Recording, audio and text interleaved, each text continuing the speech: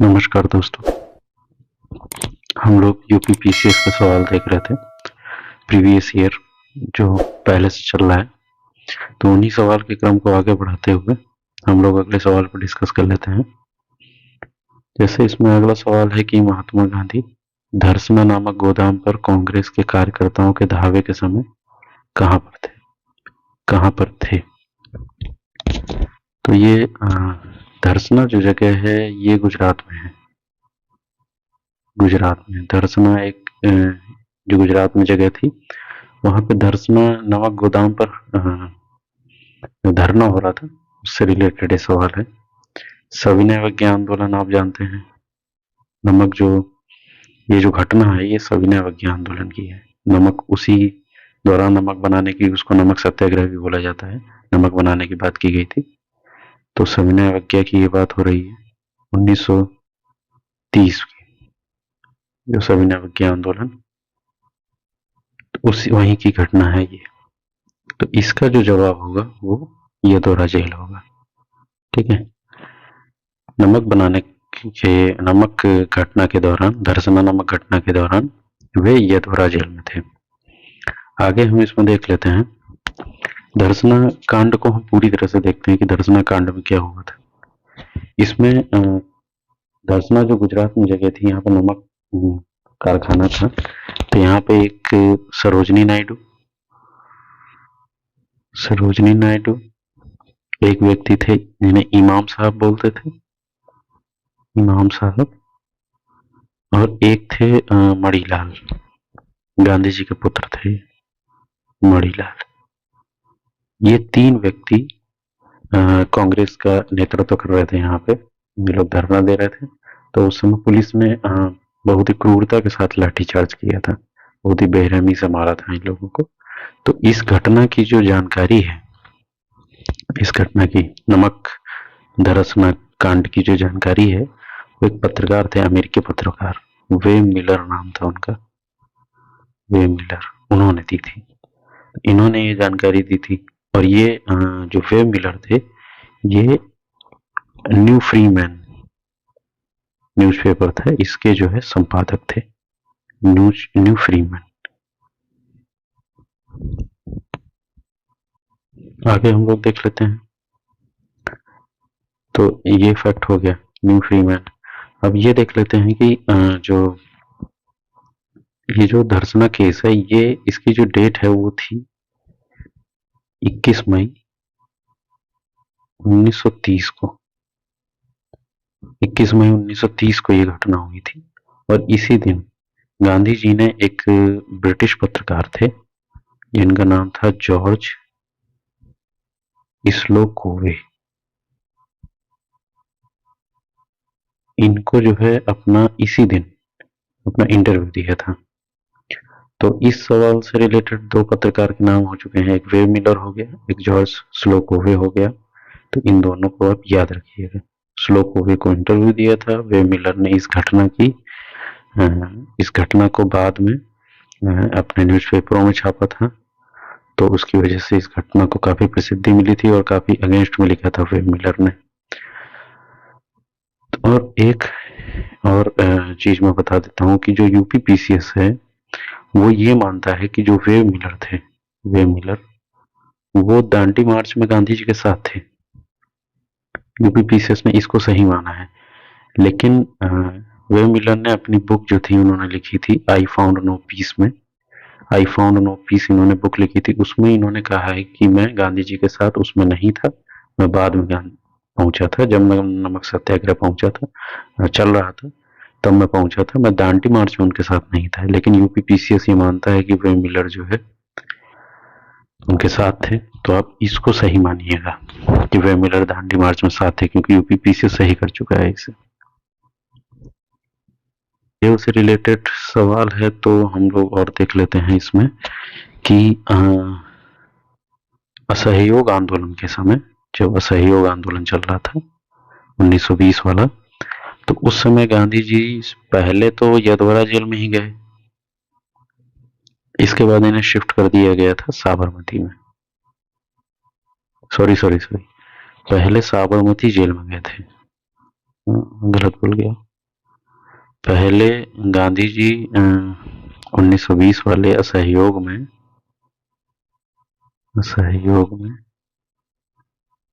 पहले गए थे साबरमती में, साबरमती, और इसके बाद इन्हें यदोरा जेल में शिफ्ट किया गया था। तो 1920 वाले से 2 जेल हो गया। इसके बाद 1930 में जो सविनय अवज्ञा आंदोलन हो गया, जिसको नमक सत्याग्रह भी से भी जोड़ा जाता है, जो नमक सत्याग्रह भी इसका पार्ट था सविनय अवज्ञा आंदोलन का। तो उसमें तो गांधी जी यदोरा जेल में ही थे। ठीक है। फिर भारत छोड़ो के दौरान गांधी जी को शिफ्ट किया गया था आगा खां पैलेस में, आगा खां पैलेस में। तो इतना याद रखिएगा, पहले वाले में साबरमती, फिर यदोरा गए, फिर दूसरे वाले में सविनय अवज्ञा आंदोलन में यदोरा जेल गए, और इसके बाद भारत छोड़ो आंदोलन में आगा खां पैलेस गए थे।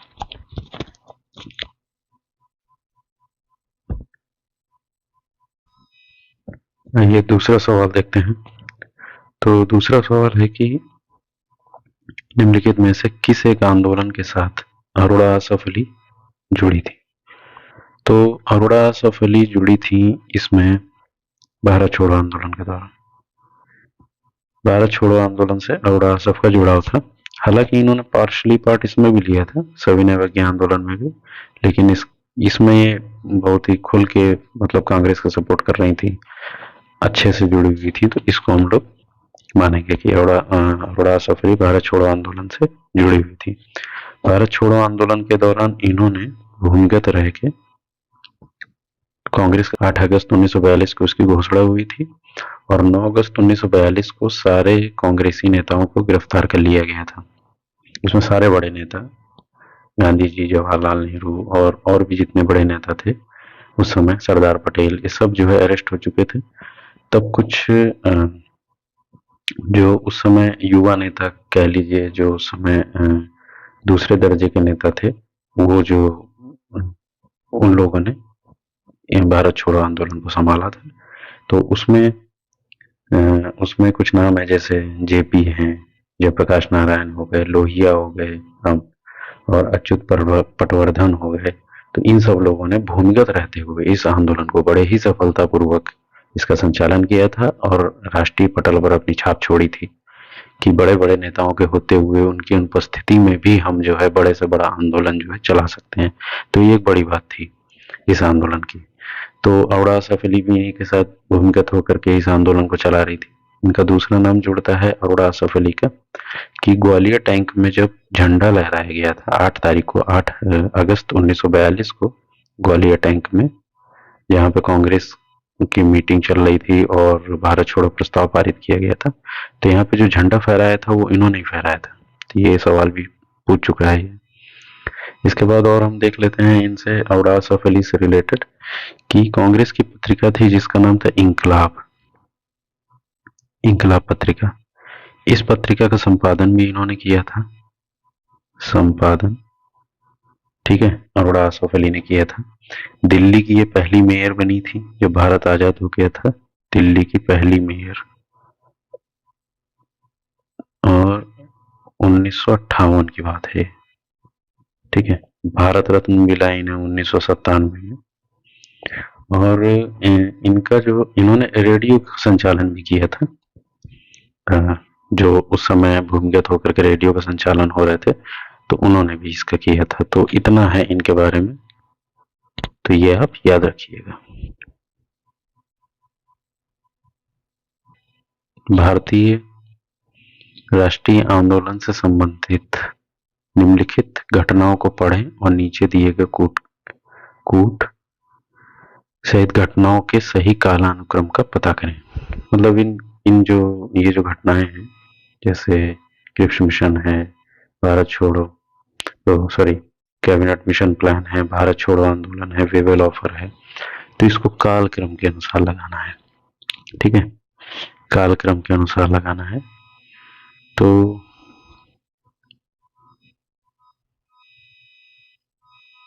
हम लोग देख लेते हैं इसको।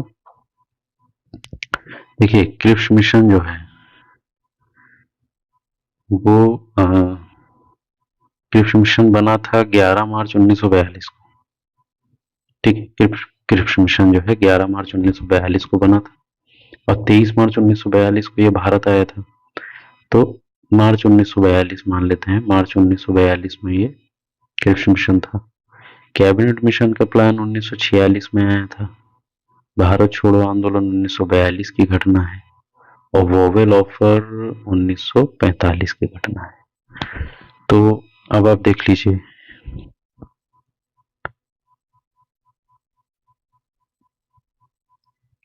तो हम आगे देखते हैं इसमें। तो अब इसको मिला लेते हैं कि कहाँ कौन कौन किससे किससे जुड़ा हुआ है। तो जैसे ये मार्च 1942 से क्रिप्स मिशन और 1942 का भारत छोड़ो भी है, तो ये तो अगस्त का है, मैं जैसे बताया था 8 अगस्त की घटना थी भारत छोड़ो आंदोलन। तो सबसे पहले तो क्रिप्स होगा 1 नंबर, तो 1 नंबर 3 में है। फिर इसके बाद होगा भारत छोड़ो आंदोलन, तो 3 नंबर इन दोनों में। फिर होगा वेवेल ऑफर, तो 4 और 2, ये 1 सही हो जाएगा। तो इसमें हो जाएगा 1 3 4 2। अब हम इसके बारे में एक एक करके देख लेते हैं।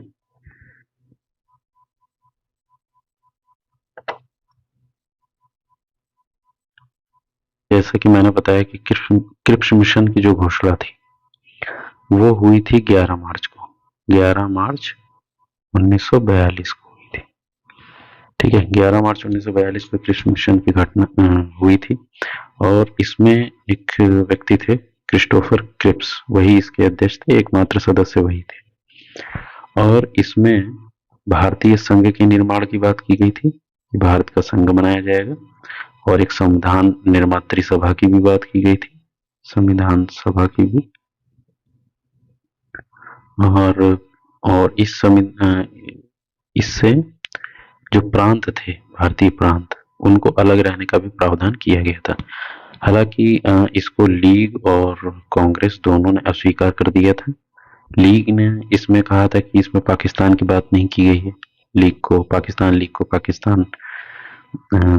जो मुस्लिम लीग थी उसको जो है पाकिस्तान की बात नहीं की गई, तो उसने स्वीकार कर दिया। कांग्रेस ने ये कहा कि इसमें विभाजन के काफी संकेत दिखाई दे रहे हैं, तो उन्होंने भी स्वीकार कर दिया था।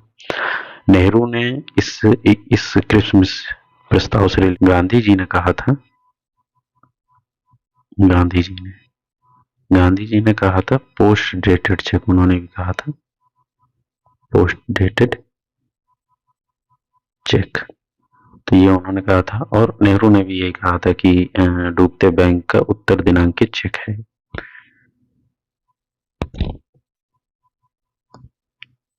और इसके बाद हम लोग देख लेते हैं, इसके बाद था कैबिनेट मिशन प्लान। तो जो कैबिनेट मिशन प्लान था उसमें है कि ये 1946 में आया था जैसे कि बताया, और उस समय प्राइम मिनिस्टर इटली थे, इटली के समय। और इसमें जो है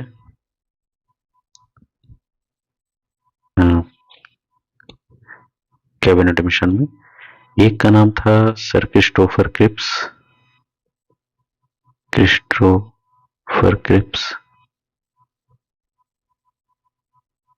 दूसरे का नाम था एवी एलेक्जेंडर,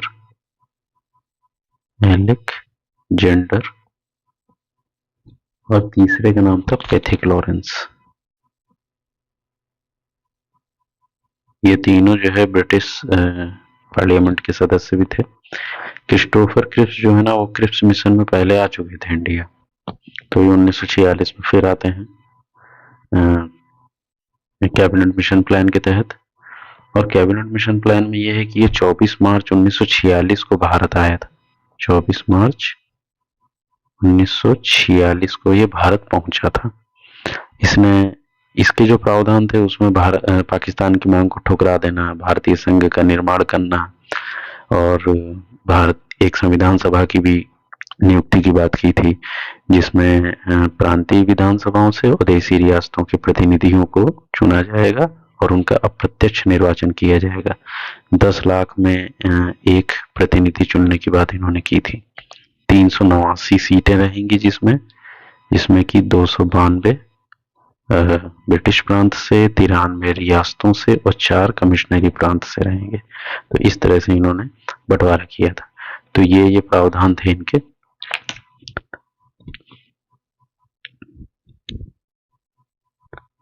इसको भी जो है कांग्रेस और लीग ने नकार दिया था। कांग्रेस, हाँ हाँ, कांग्रेस ने इसलिए नकार दिया था कि इसमें लीग को, जो मुस्लिम लीग थी, उसको असंगत प्रावधान दिए गए थे। और मुस्लिम लीग ने इसलिए इसको अस्वीकार कर दिया क्योंकि इसमें पाकिस्तान की बात नहीं की गई थी। इसने पाकिस्तान की मांग को सीधे से ही ठुकरा दिया था कि हम उसको नहीं एक्सेप्ट करते। इसमें एक पॉइंट है वेवेल योजना, उसको भी हम लोग देख लेते हैं। तो जो वेवेल योजना थी ये 1995 में आई, 1945 में आई थी, सॉरी 1945 में। तो वेवेल थे वायसराय भारत के, तो उन्होंने ये योजना लाई थी। वेवेल भारत के वायसराय थे उस समय, तो उन्होंने ये योजना लाई थी। तो इन्होंने एक प्लान दिया था कि केंद्र में एक नई कार्यकारिणी की स्थापना की जाएगी। नई कार्यकारिणी, उसमें वायसराय और जो कमांडर इन चीफ था, जो, तो इसको छोड़ के बाकी सभी जो सदस्य होंगे वो भारतीय होंगे। एक स्थायी संविधान की बात की गई थी इसमें, स्थायी संविधान की कि बना दिया जाएगा। और इसमें जो है कार्यकारिणी में जो हिंदू और मुस्लिम संख्या है, हिंदू और मुस्लिम जो अनुपात है, मुस्लिम, ये बराबर रहेगा। इन दोनों को, हिंदू मुस्लिम अनुपात को बराबर करने की बात इसमें की गई थी। और इसी वेवेल प्लान के तहत एक शिमला में एक समझौता बोल रहा हूँ, शिमला में एक सम्मेलन बुलाया गया था जिसे शिमला सम्मेलन कहते हैं।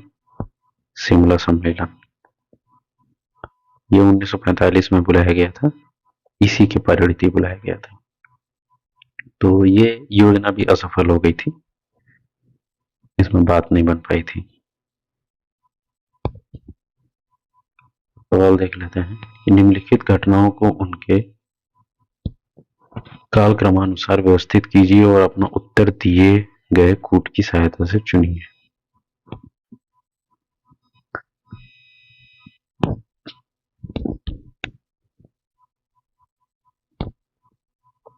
में अंतरिम सरकार का गठन और कैबिनेट मिशन का गठन, मुस्लिम लीग द्वारा सीधी कार्रवाई प्रारंभ करना, जिन्ना द्वारा शिमला कॉन्फ्रेंस का विफल या विध्वंस करना। तो अंतरिम सरकार का गठन, ये जो अंतरिम सरकार का गठन है ये 2 सितंबर 1946 को किया गया था। ठीक है, अंतरिम सरकार का गठन 2 सितंबर 1946 को किया गया था। कैबिनेट मिशन का गठन जो किया गया था हमने आपको बताया ही है, 1946 में, पहले भी हो चुका है ये, 1946 में किया गया इटली के द्वारा। और ये 24 मार्च 1946 को भारत आया था। ठीक है, मुस्लिम लीग द्वारा सीधी कार्यवाही, डायरेक्ट एक्शन डे, ये हुआ था। जो डायरेक्ट एक्शन डे है वो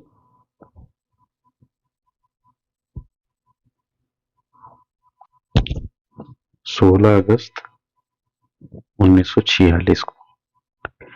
ये जो सीधी कार्रवाई दिवस हुआ था, यही कैबिनेट मिशन जब फेल हो गया तो इसके बाद ये सीधी कार्रवाई दिवस जिन्ना के द्वारा इसका आह्वान किया गया था, कैबिनेट मिशन प्लान फ्लॉप होने के बाद।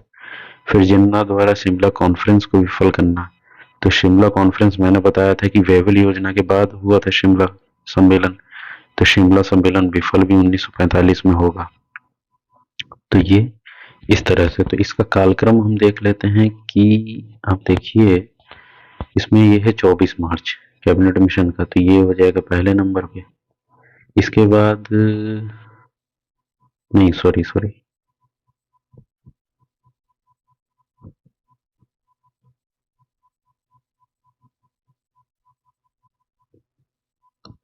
पहले नंबर पे इसमें होगा ये 1945 का, ये हो जाएगा पहले नंबर पे।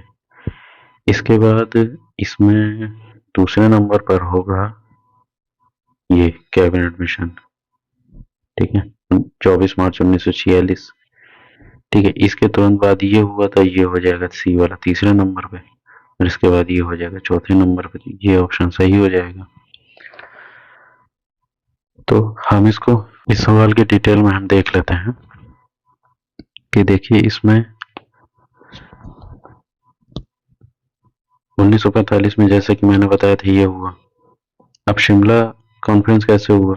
तो जब वेवेल योजना आई 1945 में ही लॉर्ड वेवेल के द्वारा वेवेल योजना आई। वेवेल योजना के तहत उसमें जो प्रावधान किए गए थे कि हिंदू मुस्लिम बराबर किए जाएंगे, हिंदू मुस्लिम की संख्या बराबर की जाएगी, तो उसके बाद जो है शिमला सम्मेलन बुलाया गया।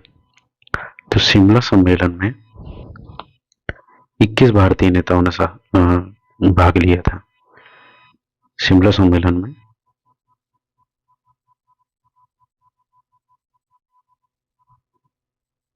शिमला शिमला कॉन्फ्रेंस में 21 भारतीय नेताओं ने भाग लिया।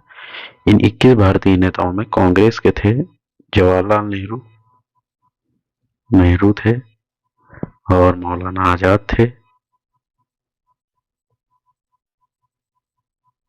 और सरदार पटेल सरदार पटेल और गफ्फार खान। तो इतने लोग थे। लीग की तरफ से मोहम्मद अली जिन्ना थे, और नवाब इस्माइल खां थे, अब्दुल रम निश्तर थे, ये लीग की तरफ से थे, और अकाली दल से मास्टर तारा सिंह थे। तो इतने लोग थे। कुल मिला के 21 नेताओं ने इसमें पार्टिसिपेट किया था। ये असफल हो गया था क्योंकि इसमें जो है जो बराबर की संख्या थी उसको लेकर के बात नहीं बन पाई थी, क्योंकि मुस्लिम लीग ये कहता था कि वही केवल भारतीय जो भारतीय क्षेत्र में जो मुसलमान रहते हैं वो उनका केवल अकेला प्रतिनिधित्व करता है। जबकि कांग्रेस में भी कई मुस्लिम थे, जो मुस्लिम लीडर थे जिनको की कार्यकारिणी में चुन के आने के लिए कहा गया था। तो उन्होंने आरोप लगाया था कि आप कार्यकारिणी में मुस्लिम नेताओं को नहीं चुन सकते। लीग ने आरोप लगाया था कांग्रेस को कि आप जो है मुस्लिम नेता नहीं चुन सकते। इसके बाद क्या हुआ, शिमला कॉन्फ्रेंस यहाँ पे असफल हो गया। शिमला कॉन्फ्रेंस के बाद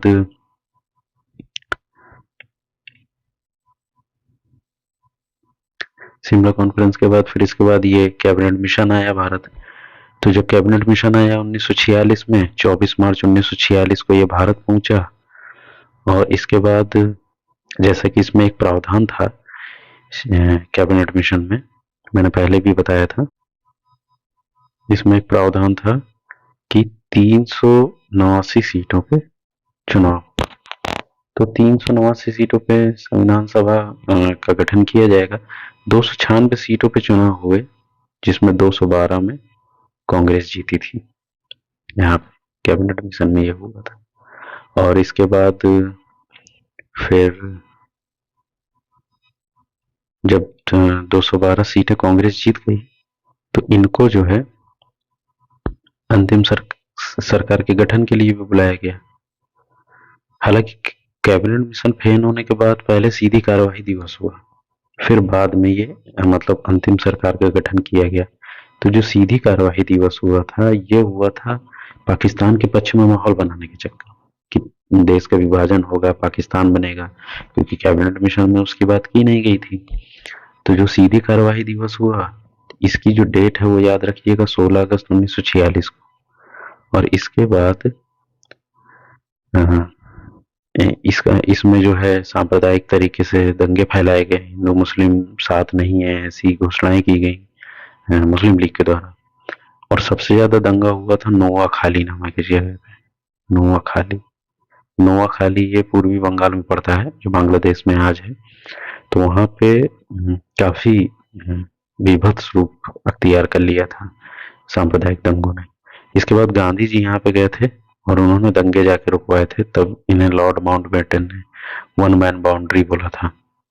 लॉर्ड माउंटबेटन ने one man boundary, Lord Mountbatten ने बोला था। तो ये हो गया सीधी कार्रवाई दिवस। और इसके बाद जो सितंबर में 2 सितंबर को ये अंतरिम सरकार का गठन हो गया। तो अंतरिम सरकार का गठन जब हुआ था तो उसमें कुछ नाम थे, जैसे नेहरू थे। नेहरू जी के पास ये कार्यकारिणी के उपाध्यक्ष थे। तो कार्यकारिणी का गठन किया गया, उसके उपाध्यक्ष हो गए। विदेशी मंत्रालय इनके पास था, विदेशी मामले इनके पास थे, राष्ट्रमंडल से रिलेटेड इशू इनके पास थे। इसके बाद पटेल जी थे, सरदार वल्लभ भाई पटेल। तो इनके पास जो है गृह मंत्रालय था, सूचना एवं प्रसारण मंत्रालय था। बलदेव सिंह थे एक, बलदेव सिंह, इनके पास रक्षा मंत्रालय था। जॉन मथाई थे, जॉन मथाई, इनके पास उद्योग से रिलेटेड मामला था। और एक सी राजगोपालाचारी थे, सी राजगोपालाचारी, तो इनके पास शिक्षा विभाग था, शिक्षा से रिलेटेड। राजेंद्र प्रसाद के पास कृषि था। बाद में इनको जो है संविधान सभा का अध्यक्ष बना दिया गया था, यहाँ इनके हाथ से कृषि विभाग ले लिया गया था। अरोड़ा आसफ अली जो थे, वो सॉरी आसफ अली, आसफ अली, ये अरोड़ा आसफ अली के हस्बैंड थे, जिनके बारे में भी हमने चर्चा की थी। तो आसफ अली, इनको जो है इनको रेल मंत्रालय दिया गया था। ठीक है। तो इसके बाद और हम देख लेते हैं कि जगजीवन राम जो थे, जगजीवन राम, ये श्रम मंत्रालय से था इनके पास। ठीक है। मुस्लिम लीग के भी सदस्य इसमें शामिल हुए थे। देखिए, मुस्लिम लीग के इसमें शामिल हुए थे। इन 5 सदस्यों में तो थे जैसे लियाकत अली थे, लियाकत अली, इनके पास वित्त था। और ये पहले ही नहीं थे, ये बाद में शामिल हुए हैं। पहले इनके लिए जगह खाली छोड़ दी गई थी। जब 2 सितंबर को अंतरिम सरकार का गठन हुआ है, तब ये शामिल नहीं हुए हैं। जब डायरेक्ट एक्शन डे की घोषणा लेने के बाद, वापस लेने के बाद, इनको जो है इन बात में शामिल किया गया। तो लियाकत अली वित्त मंत्री बने। मंडल एक थे, एकमात्र हिंदू थे,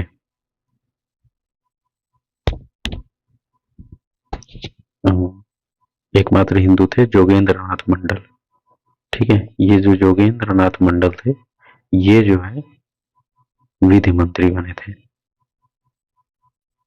और इसके बाद आई चुंदरीकर थे, वो वाणिज्य मंत्री बने थे। अब्दुल रब निश्तर थे, वो संचार मंत्री थे। और गजानफर अली खान थे, वो स्वास्थ्य मंत्री थे। तो इतने लोग जो है इस अंतरिम सरकार में शामिल हुए थे। सूची ए से सूची 2 को मिलान करना है। ठीक है। सूची ए से सूची 2 को मिलान करना है। तो इसमें है कि अलाई दरवाजा, अलाई दरवाजा अलाउद्दीन खिलजी ने बनवाया था। बुलंद दरवाजा सिकिरी में है, ये अकबर ने करवाया था। मोती मस्जिद ये आगरा में है, शाहजहां के ही समय पे हुआ था। मोती मस्जिद दिल्ली, ये देखिए मोती मस्जिद आगरा की है, ये दिल्ली की है। तो आगरा वाली शाहजहां ने बनवाई थी और दिल्ली वाली औरंगजेब ने बनवाई थी। तो ये दोनों याद रखिएगा। आइए इसके बारे में हम लोग देख लेते हैं। ये जो अलाई दरवाजा है, ये अलाउद्दीन खिलजी ने बनवाया था। तो अलाई दरवाजा जो है वो कुव्वत उल इस्लाम मस्जिद, कुव्वत उल इस्लाम, इसका दक्षिणी प्रवेश द्वार है, दक्षिणी प्रवेश द्वार। ठीक है। दक्षिणी प्रवेश द्वार है। ये कुव्वत उल इस्लाम मस्जिद जो है, ये कुतुबुद्दीन ऐबक ने बनवाई थी, कुतुबुद्दीन ऐबक ने। ठीक है। इतना है इसके बारे में। इसके बाद हाँ, एक पॉइंट और है, 1311 में इसको बनवाया गया था, इसको अलाई दरवाजे को। और ये घोड़े की नाल की आकृति का है, मतलब ये कुछ ऐसे होगा कि ये कुछ ऐसे होगा। तो इस तरह से घोड़े की नाल की आकृति का मेहराब है। और इसके बाद हम देख लेते हैं बुलंद दरवाजा। तो जो बुलंद दरवाजा था ये अकबर ने बनवाया था और फतेहपुर सीकरी में है। तो पूरा अकबर के जो काल में जो स्थापत्य हुआ है, तो पहले तो फतेहपुर सीकरी पूरा ही अकबर ने स्थापित करवाया था। फतेहपुर सीकरी अकबर के काल में हुआ था और अकबर ने कई किलों का निर्माण करवाया था, जिसमें एक किला एक एक किला है लाहौर का। तो लाहौर का किला इन्होंने बनवाया था 1585 में। और भी किले बनवाए थे, जैसे एक जो इलाहाबाद का किला जो है, इलाहाबाद का जो किला है प्रयागराज में, ये किला बनवाया था 1583 में। ये आप याद रखिएगा, यूपी स्पेशल में भी पूछ सकता है। बाकी अकबर के समय पे काफी किया गया था, जैसे आगरा का किला भी अकबर ने ही बनवाया था। आगरा का किला, तो आगरा का किला जो अकबर ने बनवाया उसका वास्तुकार कासिम खान था, ये याद रखिएगा। कासिम खान इसका जो है वास्तुकार था।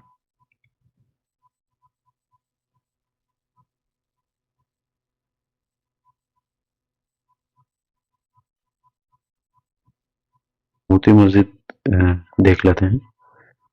तो मोती मस्जिद जो है ये शाहजहां ने बनवाया था। तो शाहजहां के काल को मुगल स्थापत्य का स्वर्ण काल बोला जाता है। इनके समय पर संगमरमर का बहुत प्रयोग हुआ। दीवान खास आगरा वाला इन्होंने बनवाया, मोती मस्जिद इन्होंने बनवाई ही, मुसम्मन बुर्ज इन्होंने बनवाया था। मुसम्मन बुर्ज, मुसम्मन बुर्ज, ठीक है।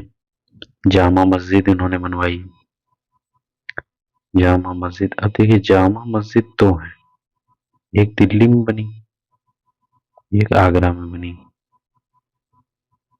ठीक है। तो दिल्ली वाली तो इन्होंने बनवाई, आगरा वाली एक थी जहान आरा, वो इनके काल में इन्होंने बनवाई थी। आगरा वाली शाहजहां के काल में इन्होंने बनवाई थी। दिल्ली का लाल किला इन्होंने बनवाया, शाहजहां ने।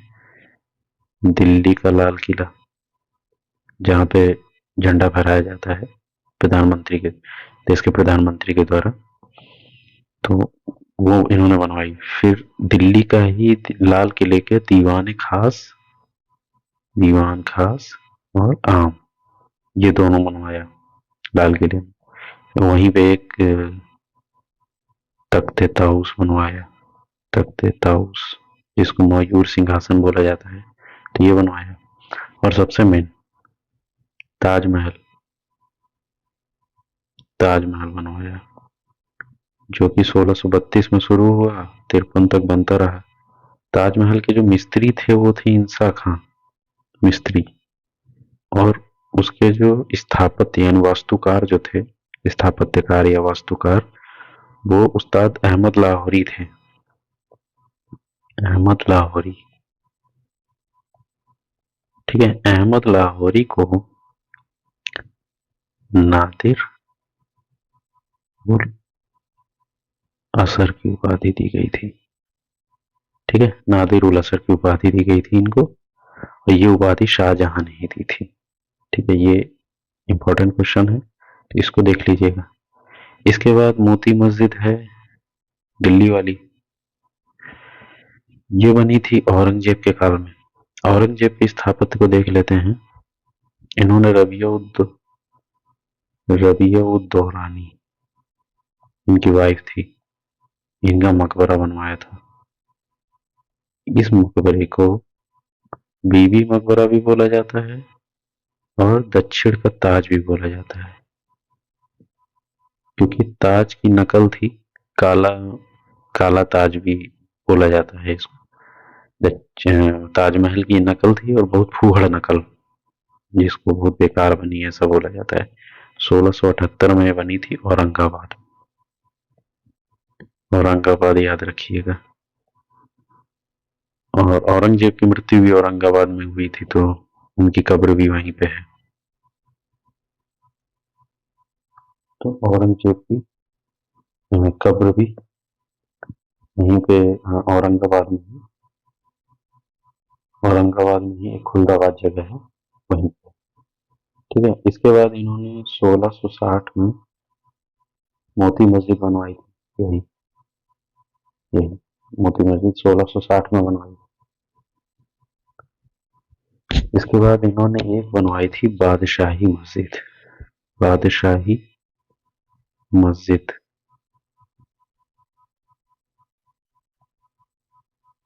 ये बनवाई थी लाहौर में।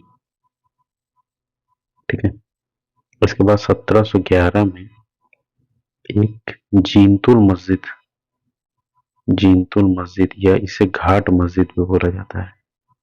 घाट घाट मस्जिद भी बोला जाता है।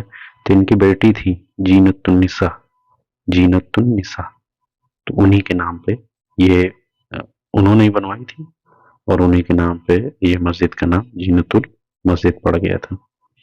तो उनकी बेटी के द्वारा इन्हीं के काल में, इनके मरने के कुछ दिन बाद बनवाई गई थी। 1707 में इनकी मृत्यु हो गई थी। इंडिया डिवाइडेड पुस्तक के लेखक कौन कौन थे?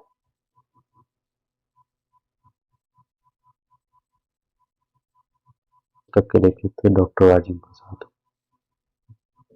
तो आगे हम एक एक करके इनकी पुस्तकों, ये पुस्तक और के लेखक के ऊपर है ये सवाल, तो एक एक करके इनके बारे में देख लेते हैं। जैसे मौलाना अबुल कलाम आजाद, तो इनकी एक पुस्तक थी जिसका नाम था basic concept of Quran. Basic concept of Quran.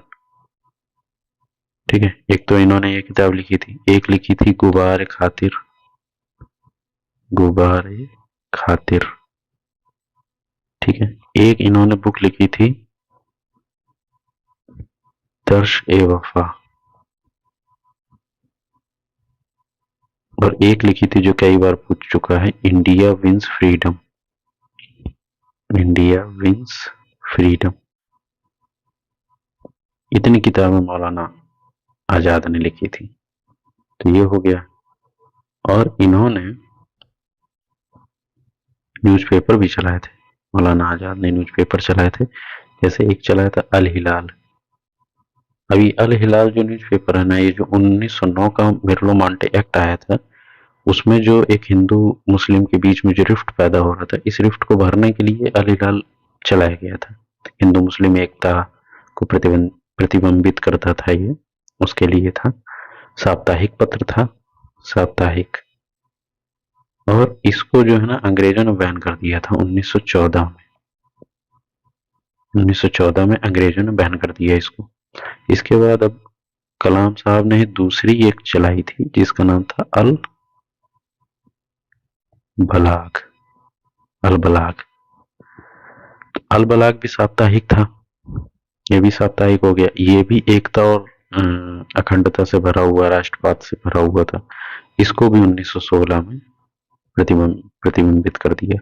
और सिर्फ प्रतिबंधित ही नहीं किया, मतलब 1916 में इसको भी प्रतिबंधित कर दिया अंग्रेजों के द्वारा। और सिर्फ प्रतिबंधित ही नहीं किया बल्कि इनको जो है मौलाना कलाम आजाद को, इनको जो है कलकत्ता से निर्वासित करके बिहार में भेज दिया गया था।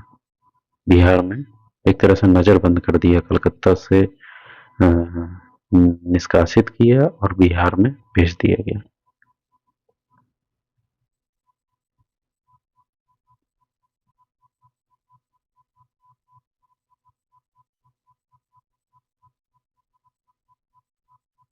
नरेंद्र देव के बारे में देख लेते हैं। तो इनका जन्म सीतापुर में हुआ था, और ये किसी वनडे एग्जाम में पूछा हुआ है, सीतापुर में जन्म हुआ था। और ये समाजवादी थे, समाजवादी।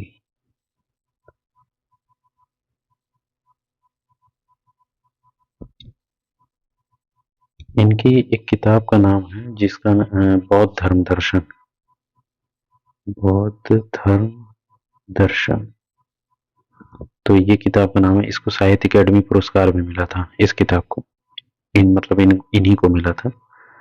और इसके बाद एक इन्होंने बुक लिखी थी अभिधम्म अभिधम कोश, ये एक फ्रेंच बुक थी जिसका कि हिंदी में रूपांतरण था। ये अभिधम कोश ये इन्होंने किया था। ये कई भाषाओं के जानकार थे। इसके बाद हम देख लेते हैं आसफ अली को। आसफ अली, हमने इससे पहले जो अरोड़ा आसफ अली पे एक सवाल पूछा था अभी थोड़ी देर पहले जो किया था, उन्हीं के हस्बैंड थे ये आसफ अली। तो ये आसफ अली के बारे में देखते हैं। अभी एक ऑप्शन में भी थे आसफ अली, तो आसफ अली काफी जो है इम्पोर्टेंट आदमी है, आप देख लीजिएगा। तो आसफ अली जो है ये यूएसए में भारत के पहले राजदूत थे। एक तो ये पॉइंट है इनका। प्रीवी काउंसिल के सदस्य थे ये, इंग्लैंड में जो थी प्रीवी काउंसिल के। और जब अंग्रेजों ने तुर्की पे हमला किया था 1914 में फर्स्ट वर्ल्ड वॉर के समय पे, तो इन्होंने उससे आहत होकर के प्रीवी काउंसिल की पद से इस्तीफा दे दिया था, उसके सदस्य पद से इस्तीफा दे दिया था। फिर इंडिया वापस आए थे और 1935 के समय पे इन्होंने यहाँ एक पार्टी थी मुस्लिम नेशनलिस्ट पार्टी, तो उस पार्टी से केंद्रीय विधानसभा का चुनाव लड़ा था और जीत गए थे। फिर आईएनसी में भी ज्वाइन हुए ही। इतना है इनके बारे में। तो ये मतलब और इनके बारे में एक ये है कि बहुत प्रसिद्ध वकील थे। इनकी बुक किताबों का नाम तो नहीं पता है भी नहीं। वो है इनका, ये एक प्रसिद्ध वकील थे, इन्होंने भगत सिंह का केस लड़ा था, इन्होंने बटुकेश्वर दत्त को बचाया था, बटुकेश्वर दत्त का केस लड़ा, उनको बचाया, उनको बचा ले गए थे। भगत सिंह का केस लड़ चुके थे। पर इसके बाद आईएनसी आईएनए के जो सदस्य थे, आईएनए इंडियन नेशनल आर्मी जो थी उसके जो सदस्य थे, उनके लिए इन्होंने आईएनए रक्षा दल की का गठन किया था उनको बचाने के लिए। तो एक प्रसिद्ध वकील थे। तो इस तरह से उनके बारे में देखिए। अगला सवाल देख लेते हैं कि कौन सा सुमेलित नहीं है। इसमें है लॉरी कॉलिंस,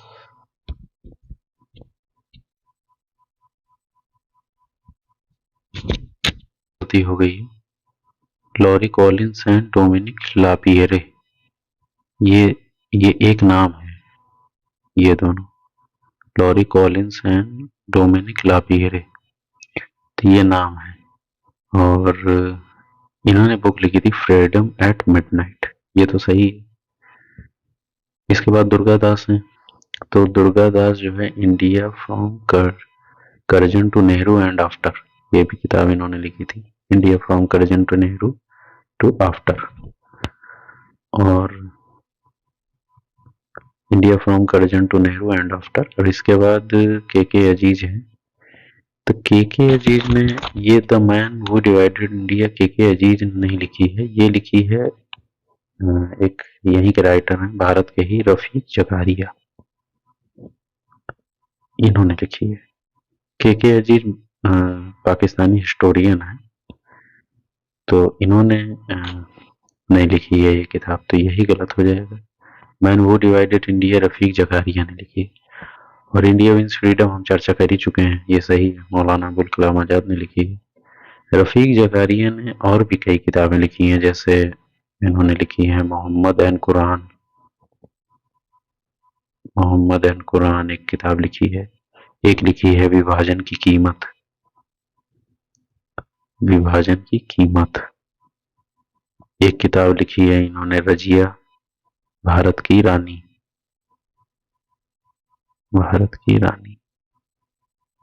और इन्होंने रफीक जकारिया ने मैन हू डिवाइडेड इंडिया में मोहम्मद अली जिन्ना की को भारत का, मोहम्मद अली जिन्ना को दोषी माना है कि भारत के बंटवारे के लिए वही जिम्मेदार थे। और के अजीज जो थे, के अजीज ने ये पाकिस्तानी हिस्टोरियन है, इन्होंने जो किताब लिखी है जैसे the murder of history, the murder of history, ये इनकी बहुत प्रसिद्ध किताब है। और एक लिखी है the making of Pakistan, the making of Pakistan, तो ये इनकी किताब। वीडियो को लाइक कीजिए, कमेंट कीजिए, शेयर कीजिए एंड सब्सक्राइब माय चैनल और बेल आइकन जरूर दबाएं। धन्यवाद।